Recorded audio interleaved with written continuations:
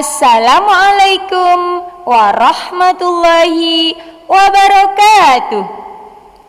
Kalau kau cinta Allah tepuk tangan. Kalau kau cinta Rasul tepuk tangan. Kalau kau cinta Allah, kalau kau cinta Rasul, kalau kau cinta Al-Quran tepuk tangan. Halo anak-anak soleh dan solehah, selamat berjumpa dengan Bunda Lili Sofa dari PAUD Muslimat Al-Fatah. Apa kabar hari ini? Alhamdulillah, luar biasa, Allahu Akbar. Yes, yes, yes. Semoga anak-anak selalu dalam keadaan sehat dan bahagia ya. Amin. Oh iya, anak-anak, hari ini masih semangat berpuasa tidak? Masih ya? Oke, pinter sekali. Anak-anak soleh dan solehah harus selalu semangat menjalankan perintah-perintah dari Allah Subhanahu wa Ta'ala. Nah, anak-anak, supaya semakin semangat dan berkah puasanya, Bunda mau bercerita tentang kisah turunnya Al-Quran. Mau dengar kisahnya tidak? Oke, kalau begitu anak-anak silakan duduk yang bagus ya dan dengarkan kisahnya. Al-Quran, Al-Quran, Al-Quran, firman Tuhan, diturunkan malaikat Jibril kawan, pelajari serta diamalkan. Di sebuah puncak gunung bernama Jabal Nur, ada sebuah gua kecil bernama Gua Hira. Nah, pada tanggal 17 Ramadan, di malam hari, ada seorang laki-laki tampan sedang duduk bersemayam di dalam gua itu. Siapakah laki-laki itu? Laki-laki itu bernama Muhammad. Waktu itu beliau belum menjadi nabi. Beliau punya kebiasaan menginap di gua itu. Mengapa ya beliau sering menginap di situ? Nah, ini masalahnya. Beliau hatinya sangat prihatin. Hatinya susah melihat masyarakat Quraisy yang sangat jahat. Bagaimana tidak jahat? Hobi mereka berperang, saling membunuh antar suku. Bahkan ada yang sampai hati mengubur hidup-hidup anak perempuannya karena malu punya anak perempuan. Mereka sangat bangga kalau punya anak laki-laki. Padahal laki-laki atau perempuan sama saja. Yang paling mulia di hadapan Allah adalah yang paling bertakwa. Nah, itulah anak-anak kekejaman dan kebodohan orang-orang Quraisy zaman dulu. Dan bukan hanya itu. Selesai mereka berperang, biasanya mereka menuju Ka'bah. Untuk apa ya? Yang jelas bukan untuk umrah, bukan untuk tawaf, tapi untuk menyembah patung-patung yang ada di sekitar Ka'bah. Patung yang mereka buat sendiri dari batu, dari kayu, dari makanan, dan barang-barang bekas lainnya. Dibuat patung-patung dan kemudian disembah anak-anak. Bodoh sekali kan? Nah, karena itu mereka disebut dengan zaman jahiliyah atau zaman kebodohan. Tepuk 1, yes. Tepuk 2, oke. Tepuk 3, semangat. Nah, anak-anakku yang soleh dan solehah, malam itu Nabi Muhammad sedang duduk membaca kalimat-kalimat yang mulia, memuji Allah Subhanahu wa Ta'ala. Hatinya yang susah dia obati dengan mendekatkan diri kepada Allah Subhanahu wa Ta'ala. Tiba-tiba laki-laki tampan dan gagah itu dikejutkan dengan datangnya seorang tamu yang meluncur dari langit. Wiu, wiu, wiu, wiu, wiu, wiu, wiu, wush. Dia adalah malaikat Jibril yang mewujudkan diri menjadi seorang laki-laki yang tampan dan bersih kulitnya. Tapi meskipun tampan dan bersih, karena datangnya tiba-tiba, Nabi Muhammad kaget dan takut anak-anak. Sebab ini baru pertama kali berjumpa dengan malaikat Jibril. Makanya Nabi menjadi takut.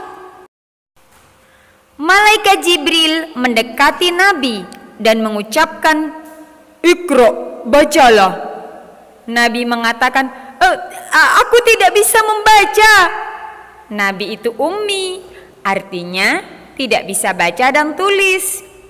Malaikat Jibril semakin mendekati Nabi dan terus mengucapkan, "Iqra, bacalah." Kembali Nabi mengatakan, "Aku tidak bisa membaca." Keringat dingin menetes karena takut. Jantung Nabi berdetak keras. Nabi mundur ke belakang. Punggungnya menempel pada dinding gua yang kecil itu. Malaikat Jibril bukannya pergi, malah semakin mendekati Nabi dan memeluk erat Nabi Muhammad dan membaca surat Al-Alaq mulai ayat 1 sampai 5. Nabi Muhammad pun dituntun untuk membacanya. Iqra bismi rabbikal ladzi khalaq, khalaqal insana min 'alaq, Iqra wa rabbukal akram, alladzi 'allama bil qalam, 'allamal insana ma lam ya'lam. Nabi Muhammad dalam pelukan malaikat Jibril menirukan ayat demi ayat sehingga beliau menjadi hafal anak-anak. Setelah dilepaskan pelukannya oleh malaikat Jibril, badannya Nabi menjadi lemas tapi lega rasanya. Malaikat Jibril kemudian menghilang kembali ke langit. Nabi Muhammad yang tampan dan gagah itu tiba-tiba tampak seperti orang yang sangat ketakutan. Dia turun dari Gua Hira, pulang ke rumahnya. Setelah sampai di rumah, Nabi mengatakan kepada istrinya, "Zammiluni, zammiluni, selimuti aku, selimuti aku." Kemudian Khadijah dengan penuh kasih sayang menyelimuti Nabi dengan selimut yang tebal. Khadijah kemudian menanyakan apa yang terjadi. Lalu Nabi menceritakan semua kejadian yang dialaminya. Setelah selesai menceritakan itu, Nabi kemudian tertidur. Buru-buru Khadijah keluar rumah untuk menemui pamannya, seorang pendeta Nasrani. "Paman, telah terjadi sesuatu dengan suamiku." "Apa, Khadijah? Coba ceritakan padaku." "Tadi suamiku buru-buru pulang dari Gua Hira. Dia terlihat ketakutan dan minta diselimuti karena kedinginan. Wajahnya pucat sekali, Paman. Aku cari tahu apa yang menimpanya." Apa yang dia katakan?" "Ketika di Gua Hira, mendadak ada makhluk asing yang mengajarkan beberapa kalimat." "Kalimat apa itu?" Lalu Khadijah mengatakan kalimat-kalimat yang ada dalam surat Al-Alaq pada Warokoh. Warokoh mendengarkan dengan seksama. Tampak wajahnya yang sudah tua itu berkerut mendengarkan dengan sungguh-sungguh. Tapi dalam hatinya muncul rasa bahagia.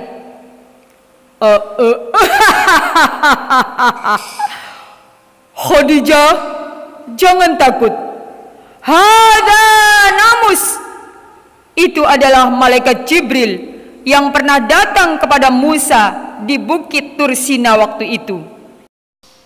"Khadijah, tahukah kamu, malam ini seorang laki-laki Quraisy bernama Muhammad telah diangkat oleh Allah menjadi seorang nabi. Selamat untukmu Khadijah, dampingilah dia dalam perjuangannya. Andai saja badanku masih kuat, pasti akan aku bela suamimu dengan sungguh-sungguh saat dia diserang dan diusir oleh orang-orang Quraisy dari sini. Nah, anak-anak, malam itu Nabi Muhammad diangkat oleh Allah sebagai nabi dengan turunnya wahyu bernama Al-Quran pada tanggal 17 Ramadan. Al-Quran, Al-Quran, Al-Quran, firman Tuhan, diturunkan malaikat Jibril, kawan pelajari serta diamalkan.